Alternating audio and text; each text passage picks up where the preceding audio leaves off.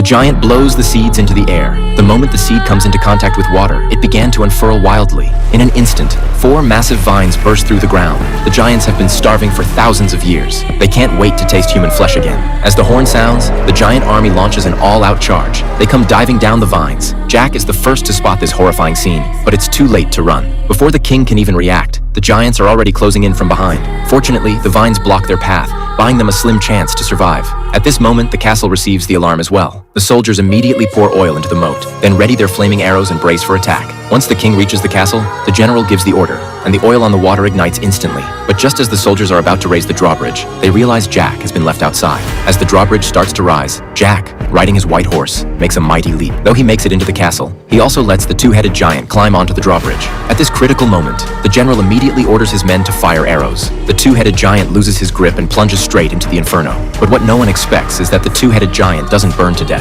Instead, he swims with the current right into the city. Just when everyone thinks they're safe for now, 2 giant hooks suddenly latch onto the drawbridge. The giants pull down together.